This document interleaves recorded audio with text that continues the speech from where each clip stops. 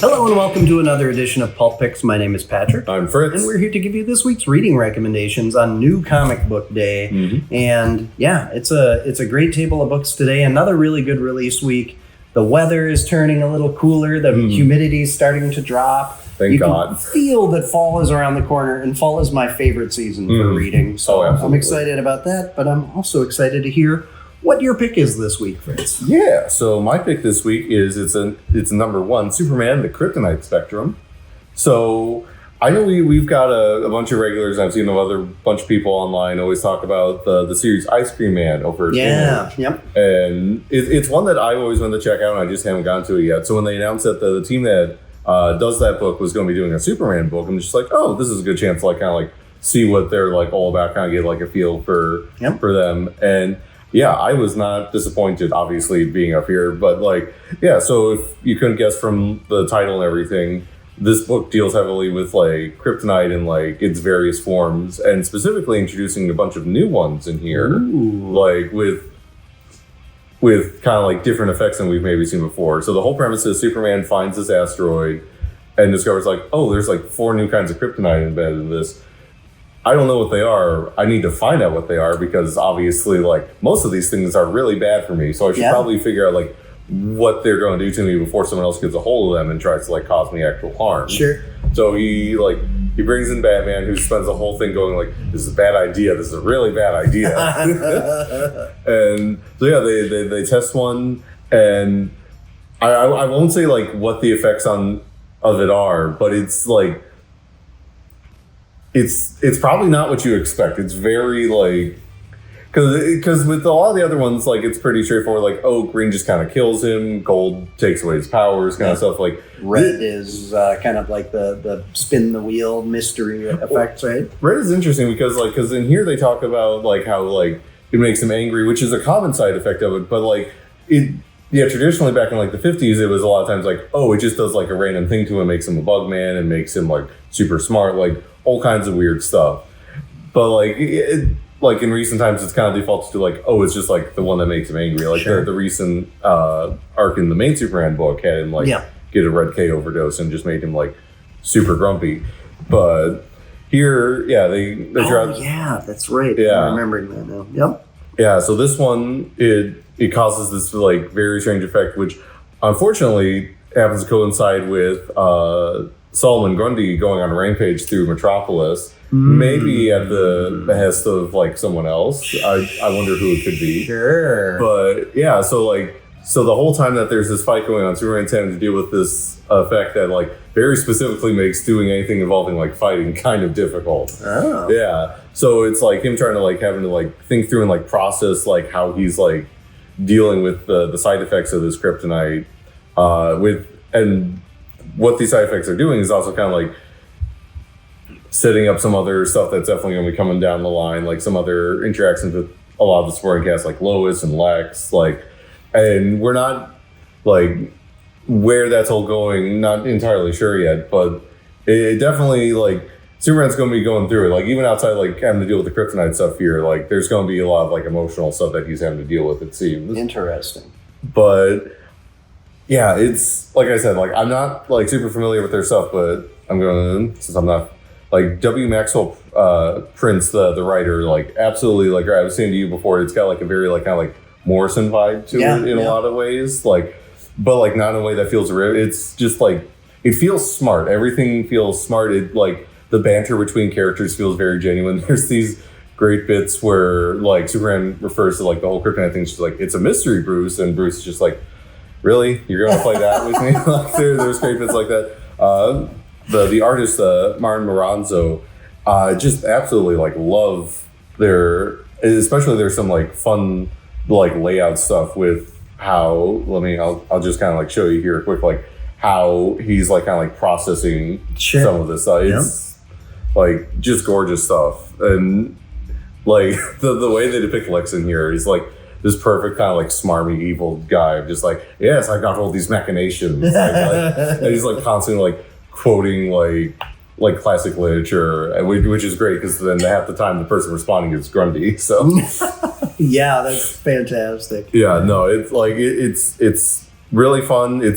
It's just a mini series, so if you're looking for like a fun little Superman story with some like weird high sci-fi concepts, it's a good one to pop in on. Well, I think there are a lot of people right now that are kind of looking for a place to jump into a Superman story that's going to be easy, and it sounds like this is accessible. Oh yeah, no, it is like you don't really need to know a whole lot about Superman. This is a good little jumping on point. There are little things here and there if you are more familiar with him that are fun.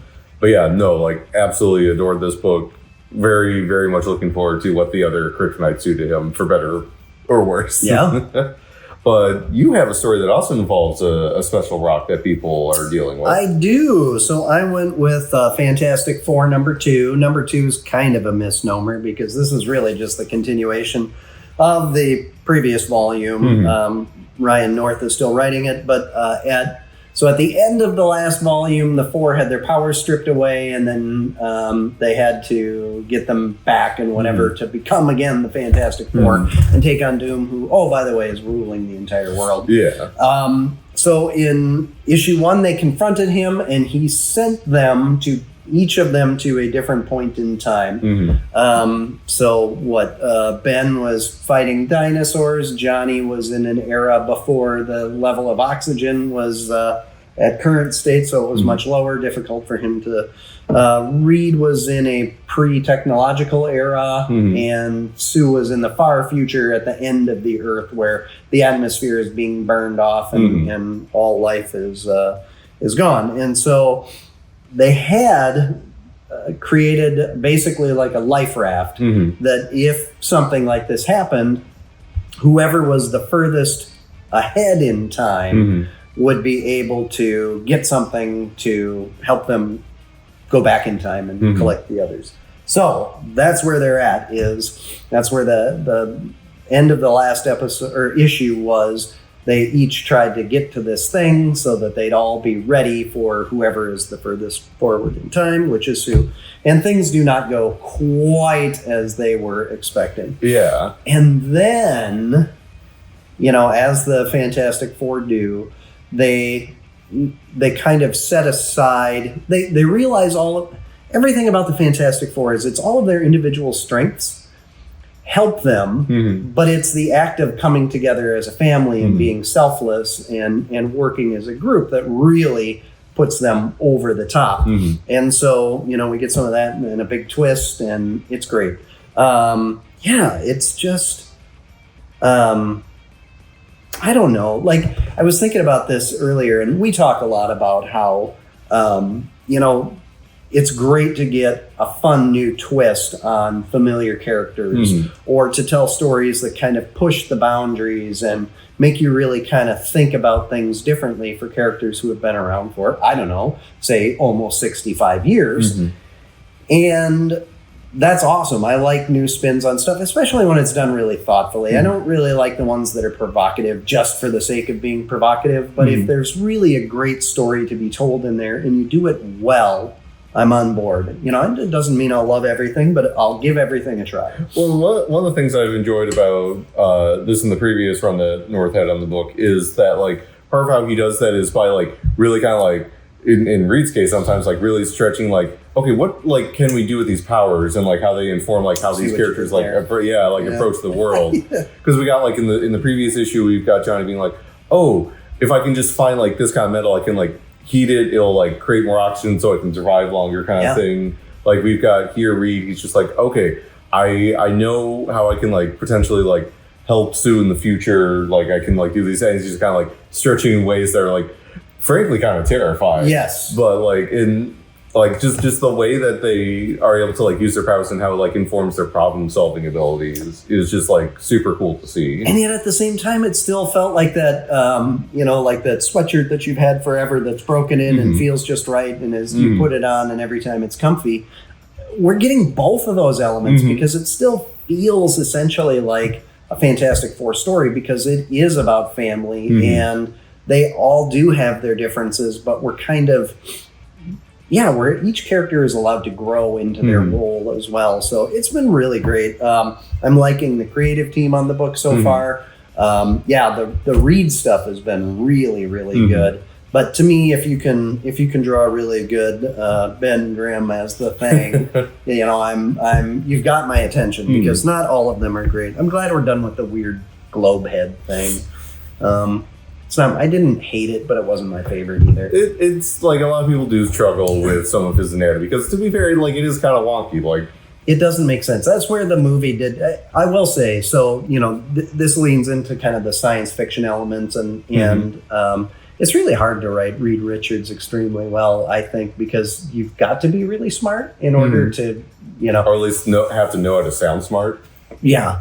And be able to, have some basis in science for what he's doing. Obviously, it's science fiction. But I feel like Ryan North has done a really good job with all of that stuff, and the movie did a good job with all of that, too. And starting off with the characters, it's like, okay, we've moved kind of past the juvenile stage of the Fantastic Four. They're kind of an established team, and so each character has grown a little bit. It's been great. I'm really liking it. I'm hoping the team, I would guess that they're going to be together for at least a year or two, so that seems to be kind of the trend with Marvel, is they put a creative team on a book for at least a couple volumes, or they try to. So, but North has now, how many volumes did he get on the first one? I can't remember, because they got up to like issue 30 something, right? Yeah. I was gonna say 6-ish. It sounds right. Volumes. Yeah. So anyway, all right. Well, one book is beginning, another book is ending. Kind of. We'll get there. Kind of. Yeah. Yeah. So it's issue 23 of Transformers for our joint pick. Yes. And also, it's been a minute. Yeah, it's like it's definitely been a consistent honorable mention, because it's been consistently great, but there's been like a bunch of other really good books coming out. But this issue is kind of what I was hinting at there before, is the penultimate issue of Danny Warren Johnson's run of the book, before Kirkman and Mora come on. And yeah, they are pulling out all the stops here. Like this, they're going full tilt. The Decepticons are on a rampage. The Autobots and the civilians that are with them have had to fall back to Chicago to make their last stand. And Prime is on his deathbed. Yeah, he's like trapped in the Matrix, it seems, but like something's going on there with like whatever was the Matrix of leadership. Yeah. Not the movie. Maybe. Yeah. But yeah, and like he's like trapped in there. There seems to be some kind of infection from like Megatron's arm, something to do with like whatever like thing that he got like way back. And so everything seems to be going wrong for everyone. It's not looking good. No. And then like in the face of all this, there's a character that just goes like, there's not a lot of things I'm good at in life, but one thing I'm good at is like dying for something I believe in. Yeah. And just like the whole like that whole couple pages there, like the building up to like when the fight like really kicks off, is honestly some of my favorite like Transformers anything ever. Yeah, and again, we're taking a lot of elements from different iterations of Transformers, the original cartoon and movie, some of the later comic book stories, and some of the early comic book stories, and we're grabbing from all over the place and kind of putting it in a blender, and then using those elements to tell a really great new story. It's so fun because you get to see those kind of little nods, but they're not beholden to it. Yeah, like it's a book, because like Johnson's been very like upfront about like a lot of like his core connection to the franchises from like the 80s cartoon. That's why there's a lot of specifically elements from that in here. But at the same time, like at no point has it felt like he's not like trying to like very much tell like his own specific story, like his own specific takes on these characters, because like there are like elements of them that are very much their own, because like some characters like Alita 1, as far as I can remember, really only shows up like once or twice in the original cartoon. So like most of what the work he's gotten to do with her in this book has been like his own kind of like, this is how I approach like a character who's been stuck on Cybertron for all this time, dealing with Shockwave of all people, like being a monster. Like they're like getting to like really kind of like flesh out like how this whole conflict like affects them. There's an amazing sequence with Prime in the Matrix where you kind of like reflect on like old like these people that he's met and lost, that like how like they affect him and he's affected them and everything. And it's just like it really cuts to the, because you always get like, you get that like speech from Prime of just like, freedom is the right of all sentient beings. But like, stories like this really like get into the whole thing of just like how much he really believes that, how much like he like values life on like every level. It's just like how much is just like only together are we strong. Like only together can we like make the like future that we want to have. Like there's no going it alone here. Nobody left behind. Although, you know, but he's been put in situations that have really tested him like during this book too. Like they even talk about the editor and the like letters page back in the back is just like this entire run has been like the Autobots kind of on the back, but like every so often they'll have like a moment where it's just like, yeah, we're taking like the fight to the Decepticons, but like it's just constantly like them dealing and that's kind of been, whether or not like certain like versions of the franchise have ever like delved into it too much, but like most of the time like the Autobots are in the back foot. Like the whole thing of the original cartoon and comic are like, oh, we're losing the war on Cybertron, we gotta get on the Ark to like go and like find like more resources or something that like we like that's just kind of been something baked in. And this series has been really exploring like what it really like does to these characters when it's just like, yeah, when you've been fighting this war for like thousands upon thousands of years and you're just not winning and things just keep going wrong, like how do you like keep going and like keep fighting? Well, and how do you stay true to those core principles that you believe so much in? And that's kind of what they touch on here, and kind of what he faces in the Matrix of Leadership is he doing something that is preventing him from being able to kind of take that next step? And who possibly could help him with that? It was so good. It's like when it happens, it's just like, oh, that makes sense, but it's also like just like so beautifully done. And you get these other like little moments. There's these civilians that they have been kind of like traveling with the Autobots, like that they've been kind of protecting. Like they get to kind of like come and like talk about how much it's meant to them that they've been like trying to defend them this whole time. There's some really great Megatron and Starscream interactions. I love Megatron. Just like you think this is just like simple violence I'm trying to perpetrate? How dare you think so little of me?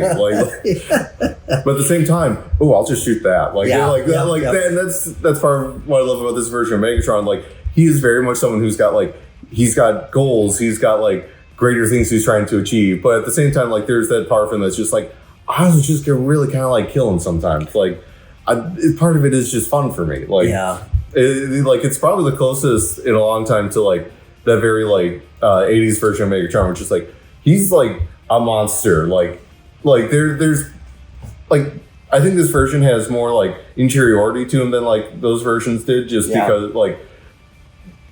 But that doesn't make him any less of like, oh, he's just like not a good person, because like a lot of my favorite stories have involved like characters like Megatron and Starscream, like a lot of times like post-war dealing with like, oh, like what happens to them now, like where do they go from here, like can they be better people, are they just going to be the way they are forever? And those have been really good stories. This does a really good job of like making you like kind of like understand Megatron, not like in a way like you find him sympathetic or anything, but like they're like, oh no, like you kind of like see how this is like a person that like creates this like overwhelming like force of evil. Like you see like how this is like the monster that like is the boogeyman that haunts the Autobots at every waking moment. Right. Yeah. Yes. Yeah. Like there's just like, and even some Decepticons. Yeah. I mean, it's not so, you know, Team A, Team B, black, white, you know, like there is, you know, and even within the Autobots, we've got a lot of people who kind of agree more with, they don't like the Decepticons, but they're willing to kind of employ some of the same tactics, you know? Like it brings this like really like, I don't know if like pleasant is the right word, but like really like welcome shade of gray to everything, where like you do still definitely understand like who's good and who's bad, but like within that there's like a spectrum of just like where they like fall in that. Like you see like how it makes them feel more like actual people than just like characters on a page. Yeah, I totally agree. Like again, this book continues like Jorge Corona, like some of the like art in here, I would like if I could get a poster of it, I absolutely would. Like, it's just gorgeous. I totally have thought about that, and some of the splash pages and stuff. And was this one where it had a 2-page splash? Yeah, because there's like when the final fight like actually starts, it's like you've got everyone like coming at each other. So cool looking. That would make an amazing poster. Please, God, Yeah. Image. I don't think you do posters often, but I would do anything for a poster. It's absolutely gorgeous. Yeah. I'm really excited to see where this final issue of their run together goes, and then I'm really excited to see what Kirkman and Mora, right? Yeah, it's going to be interesting to see where they go from here because they keep teasing that like next issue like things are like going to change like they never had before. Which with the way this book's been going, I absolutely believe them. Yeah. So we'll have to see what happens. I'll also say I was really excited to see the Doug Mankey variant. Because I was looking up there and just like, is that Doug Mankey? Yeah, and for him to show up anywhere in the Cybertron universe, even if it's just variants, but I would love like a mini series or him picking up one of those books. I know that he doesn't do what was the last thing that he really did that he did that thing. No, he did that Batman book with Jason Aaron. Oh yeah, yeah. But he also did. The Green Hell with Jeff Lemire. Yeah, that was cool too. That was what was that, like a year and a half ago, 2 years ago? I think. Well, we had it on Picks a lot. Yeah.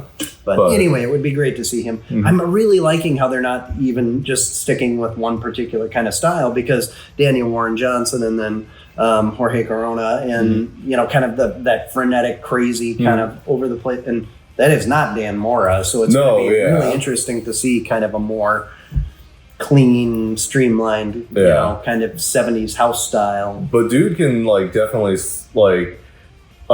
dude definitely loves Strong Robots, because they put out some preview art already for when they come on, and Mora's stuff it's obviously very different from Johnson's, but he looks like he's very at home drawing these characters. I'm super excited to see it. Mora's one of my absolute favorites now. Yeah. All right, well, those are our 3 picks. We gushed over them enough. Yes. What was close to making it up here? Let's see. New volume of Space Ghost started. Really, really fun issue there.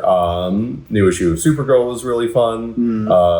2 new Ultimate books out this week that were really good. We were talking about one of them a little bit before. I don't know, what else for you? Yeah, Ultimates I thought was really, really cool. The whole Iron Fist part being brought in, and now we're kind of seeing, I was wondering where they were going to, it felt like Danny Rand was just going to be kind of a supporting character. Yeah. Now I think there's going to be something more to it, but I like the idea that they're going, I don't know, we'll see. I'm not convinced that he's going to be the Iron Fist, but he might be an acolyte. I don't know, we'll see.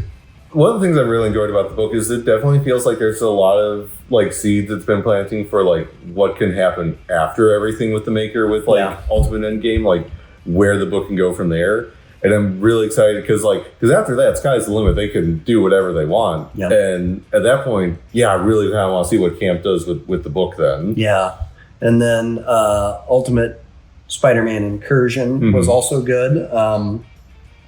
Again, this whole hierarchy that the Maker has put into place is just a whole bunch of people backstabbing each other over and over and over again. And it's so the second that you think what they're all up to, or that they're being kind of obvious or transparent about their motivations, then we get that little scene at the back of the book where they're like I love how much especially Camp, because Hickman has done this a bit with the times he's written, but how much he's positioned DaCosta as one of the primary antagonists of the Makers Council, and in this issue you really got to see this is why he would be very dangerous. What he's got access to makes him a threat that other members really can't anticipate in the same way. It's also super gross. Oh it's very unsettling. Yeah. Well, it's just been a great run of stuff, and I've been going back and kind of touching on some older stuff too. I know we got a big restock of Supergirl, Woman of Tomorrow, obviously referenced in the Superman movie, and then we sold out right away. But gone back and reread that, and that was a lot of fun. And yeah, what else did you have? Absolute Wonder Woman. Yeah, so like last week, we had the Absolute Batman graphic novel come in, and we sold almost all of them. It's already. crazy. I've got to reorder it twice already. And so then this week is Absolute Wonder Woman. We've got a bunch of the soft covers. We've got one hardcover over here, so that I don't expect to last too long. No, well, I already thought as I was checking these in, we're going to have to do a restock of those this week too. Yeah, graphic novels have been flying off the shelf, so we're working hard at trying to get those restocks coming in quicker and quicker and quicker. So a lot of good stuff. Yeah, so we're waiting on Supergirl Woman of Tomorrow. It's apparently everybody, everybody but the printing presses were prepared for this. Oh yeah, no, I've had one or two people ask him. I'm just like, we're going to get it back. It's just a matter of how quickly we can get it back. We've got a bunch of them on back order, so it may be a few weeks, but we'll get there. Oh yeah. But until then, there's lots of other good stuff, including this new series that's just taken off with. They get to go to a goth nightclub in this issue. It's very fun. Nothing goes wrong. I totally swear. But yeah, the Absolute books have been amazing. We've sold so many copies. I'm shocked that people are still needing to buy the graphic novel, and we're selling them in the double digits. Yeah. So, very quickly right off the shelf week one. So obviously a lot of interest still out there for those books. So, all right. Well, we do this every week, and it's really a lot of fun to sit down and get to read a lot of books and then be able to share our ideas. But we'd also love to hear from you. So be sure to like, follow, subscribe, comment, share. And yeah, we'll be back next week with more Pulp Picks. Until then, enjoy the reading.